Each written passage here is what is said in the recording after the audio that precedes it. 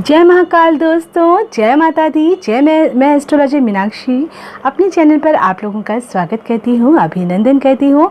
I hope आप लोग सब लोग स्वस्थ होंगे और ये नवरात्रि अच्छे से मना रहे होंगे। और ये मेरा वीडियो जब भी आप देख रहे हैं तो किसी भी नवरात्रि पे जो मैं उपाय आपको बताने जा रही हूँ, इस उपाय को आप कर सकते हैं, कोई भी प्रॉब्लम नहीं है। कभी भी इसको शुरू कर दीजिए नवरात्रि में। और अगर बाई चांस अगर आप नवरात्रि में आप नहीं इस उपाय को देख पा रहे हैं तो नवरात्रि के बाद भी कभी भी किसी भी दिन आप ट्यूसडे से, मंडे से या फ्राइडे से इस उपाय को शुरू कर सकते हैं। जिस भी कन्या का विवाह नहीं हो पा रहा है या जिस भी लड़के का विवाह नहीं हो पा रहा है, आपके मनपसंद मन चाहे लड़के या लड़की के संग जिस तरह का आप चाहते हैं, जैसा आप सोचते हैं एक अच्छा रिश्ता आपको चाहिए, तो इस उपाय को आप कर सकते हैं। बहुत ही आसान है। आपको नवरात्रि में 2 सिंदूर की डिब्बी लेनी है और सिंदूर माँ को बहुत ज़्यादा उससे वो प्रसन्न होती हैं, बहुत ज़्यादा खुश होती हैं, उन्हें बहुत पसंद होता है सिंदूर।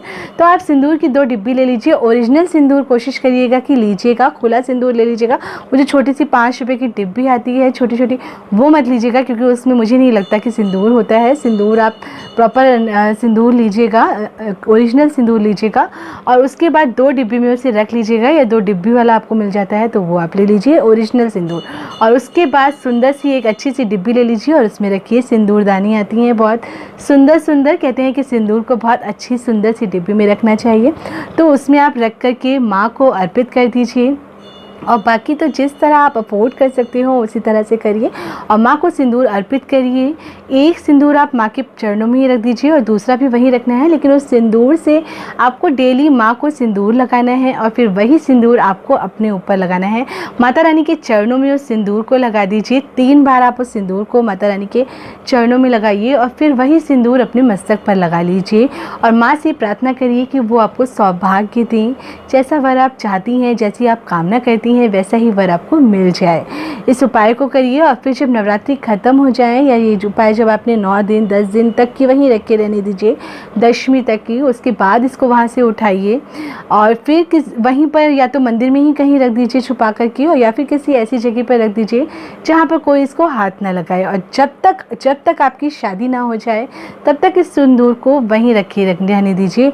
और फिर देखिए कैसे फटाफट आपकी शादी हो जाती है और वो सिंदूर आपके पास वो सिंदूर भी वेट करेगा कि आप कब शादी करेंगी और कब उसको लगाएंगी। तो इस उपाय को करिए, बहुत ज़्यादा इफ़ेक्टिव है, बहुत लोगों को फ़ायदा होता है, आपको भी ज़रूर होगा। इसको करिए। और अगर आप आप लड़के हैं और शादी करना चाहते हैं, आपका कोई बेटा है, आप उसकी शादी कराना चाहते हैं, तो उसके लिए एक उपाय मैं आपको बताती हूँ। आप नवरात्रि में ट्यूसडे वाले दिन हनुमान जी के मंदिर चले जाइए और हनुमान जी के मंदिर में जाकर के वहाँ पर चमेली का तेल और सिंदूर लेकर के एक पीपल के पेड़ से पीपल का पत्ता ले लीजिए, पीपल के पेड़ से एक पत्ता ले लीजिए। अगर नीचे गिरा हुआ अच्छा सुंदर पत्ता मिल जाता है तो ठीक है, नहीं तो पीपल देवता से माफ़ी मांग करके वहाँ से एक पत्ता तोड़ लीजिए और इस पर श्री राम लिख दीजिए। सिंदूर और चमेली के तेल से जो आपने सिंदूर घोला है वो आप श्री राम करके वहाँ पर लिख दीजिए पीपल के पत्ते पर, और उसके बाद वो हनुमान जी को आप चढ़ा दीजिए। और ख्याल रखिए कि हनुमान जी के चरणों में मत चढ़ाइएगा उसको, बाकी कहीं भी आप रख दीजिए उनके पास कहीं पर भी, लेकिन चरणों में मत रखिएगा, क्योंकि श्री राम लिखा हुआ पत्ता हनुमान जी को चरणों में कभी भी नहीं चढ़ाते हैं। तो उनके चरणों में इसको अर्पित ना करिए और आप उनके पास कहीं और रख दीजिए और इस पीपल के पत्ते को, और प्रार्थना करके आइए कि जल्द ही आपकी शादी हो जाए, या जल्द ही अगर आप पेरेंट्स हैं और अपने बच्चों के लिए कर रहे हैं तो उनके लिए कामना करके आएँ कि आपकी बेटी की शादी बहुत जल्दी हो जाए। इस उपाय को करने से बहुत ज़्यादा फ़ायदा होता है और नवरात्रि में जो ट्यूसडे आता है उस पर अगर आप इसे करते हैं तो बहुत ज़्यादा इफ़ेक्ट मिलता है। और अगर नवरात्रि में किसी कारणवश आप इसे नहीं कर पाते हैं तो नवरात्रि के बाद इस उपाय को कर लीजिए, उससे भी आपको रिज़ल्ट मिलेगा, ज़रूर मिलेगा। बस आपको विश्वास रखना है और विश्वास के साथ इस उपाय को करना है। अगर विश्वास रख के आप इस उपाय को करेंगे तो ज़रूर काम करेगा। हनुमान जी सबकी सहायता करते हैं, आपकी सहायता भी ज़रूर करेंगे। ज़्यादातर जिनकी कुंडली में मंगल से रिलेटेड प्रॉब्लम होता है उनकी ही शादी लेट होती है, या फिर मंगली मंगली देख करके करनी पड़ती है, या राहु होता है, शनि होता है, इस तरह की रिलेटेड जो प्रॉब्लम्स होती हैं उसमें ही अक्सर ऐसा होता है कि शादी आपकी डिले हो जाती है, या फिर कोई अच्छा रिश्ता आपको जल्दी नहीं मिल पाता है, लेट ही मिलता है। इसलिए जब आप इस उपाय को करते हैं तो हनुमान जी आपके मंगल, शनि, राहु, केतु सारे ग्रहों को शांत कर देते हैं और जल्दी से आपकी ज़िंदगी में एक अच्छी सी लड़की लेकर आ जाते हैं। तो इस उपाय को करिए, इससे बहुत ज़्यादा फ़ायदा होता है।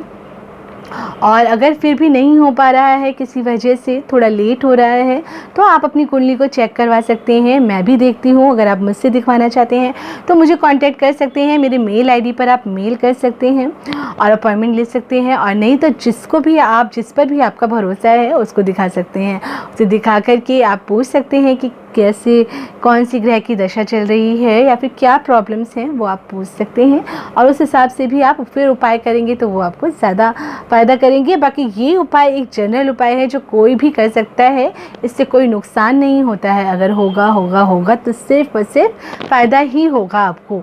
तो इस उपाय को ज़रूर करिए। फिर नेक्स्ट वीडियो में मिलती हूँ। और अगर आपको मेरा चैनल पसंद आ रहा है तो प्लीज़ इसको लाइक, शेयर और सब्सक्राइब कर दीजिए और मुझे सपोर्ट करिए। और साथ में कमेंट में जय माता दी, जय महाकाल, जय श्री कृष्णा, जय श्री हरि, जो आप पसंद करते हैं, जय श्री राम, जिसमें भी आप विश्वास रखते हैं, जो भी आपके आराध्य हैं, उनका नाम ज़रूर कमेंट बॉक्स में लिखिए। ऐसा करने से आपका ही लाभ होगा, तो इसको ज़रूर करिए। जय महाकाल दोस्तों। फिर अगले किसी नेक्स्ट वीडियो में नए टॉपिक के साथ आपको फिर से मिलती हूँ। जय महाकाल दोस्तों।